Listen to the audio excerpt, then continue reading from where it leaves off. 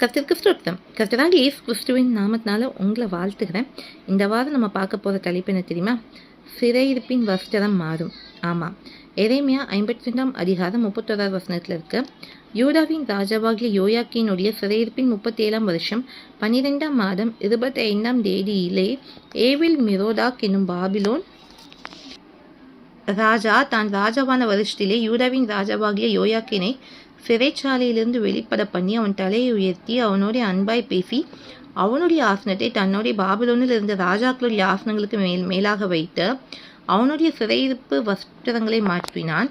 அவன் உயிரோடு இருந்த சகல நாளும் தன் சமூகத்தில் நித்தம் போஷணம் பண்ணும்படி செய்தான். அவன் உயிரோடு இருந்த நாளெல்லாம் அவனுடைய மரண நாள் பரியந்தமும் அவனுடைய செலவுக்காக பாபிலோன் ராஜாவினால் கட்டளையான அனுதின திட்டத்தின்படி அனுதினமும் அவனுக்கு கொடுக்கப்பட்டு வந்ததுன்னு இருக்கு. அதாவது இந்த ராஜா எங்கே இருக்காங்கன்னா பாபிலோன் தேசத்தில் தான் இருக்காங்க, சரியா? யூதாவின் ராஜா.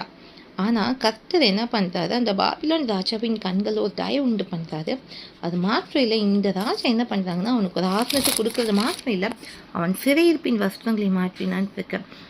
கர்த்தர் ஒரு இறக்கம் கடந்து வந்தனால தான் இந்த காரியம் நடக்குது. இன்றைக்கும் நீங்கள் நினைக்கலாம், பாவங்கிற சிறையிருப்பில் இருக்கிறேனே, நோய்ங்கிற சிறையிருப்பில் இருக்கிறேனே, சாபங்கிற சிறையிருப்பில் இருக்கிறேனே, தோல்விங்கிற சிறையிருப்பில் இருக்கிறேனேன்ட்டு. உலக ராஜா இப்படி பண்ணுவாங்கன்னா பரலோகத்தின் ராஜா நம் தகப்பனாக இருக்கிறவர் இதை நம்மளுக்கு மாற்றாரா? நிச்சயமாய் மாற்றுவார். நம்மளுடைய சிறையிருப்பு எப்படி இருக்குமோ, சொப்பனை பார்த்து அது முழிக்கும் போது ஒன்றுமே இல்லைங்கிற மாதிரி திடீர்னு அந்த சிறையிருப்பை மாற்றிடுவாரா? அது நம் தேவனுக்கு லேசான காரியம். அவரால் உங்களுக்கு சிறையிருப்பின் வஸ்திரத்தை மாற்றி என்ன தெரியுமா தருவாங்க? ஏசாயா 61:10 இருக்கு.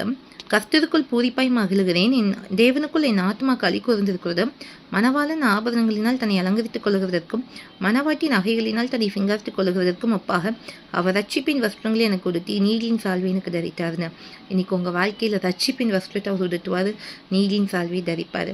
அது மாத்திரம் இல்லை, கர்த்தராகிய ஆண்டவர் எல்லா ஜாதிகளுக்கு முன்பாக நீதியும் துளியும் உழைக்க பண்ணுவார்ன்னு.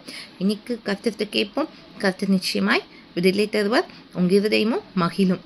ஜெபம்லாமா? எங்கள் அன்பன் பரலோக பிதாவின் அருமையை நாளுக்காக கண்டிப்பா இன்னைக்கோ யார் யார் என்ன சிறையில் இருந்தாலும் சரி, அந்த சிறைப்பின் வஸ்திரத்தை நீர் மாற்றி ரட்சிப்பின் வஸ்திரத்தை அவங்களுக்கு உடுத்தி நீதியின் சால்வை தரிக்கிறதுக்காக நாங்கள் நன்றிகளை செலுத்துகிறோம் ஐயா. இதை அப்படியே செய்து மகிமைப்படப்போது நன்றி. எல்லா கவலை கண்ணீர்கள் மாறட்டும். ஏசு நம்பிக்கைப்படாவே ஆமேன். கர்த்தர் நம்மளுக்கு ரட்சிப்பின் வஸ்திரத்தை தந்து விட்டார். ஸ்தோத்திரம் பண்ணுங்க, உங்கள் வாழ்க்கையில் அற்புதத்தை காண்பீங்க. கர்த்தருக்கு சுத்தமான இன்னொரு வீடியோ உங்களை சந்திக்கிறேன். கர்த்தர் உங்களை ஆசிப்பாராக. ஆமேன். அல்லேலூயா.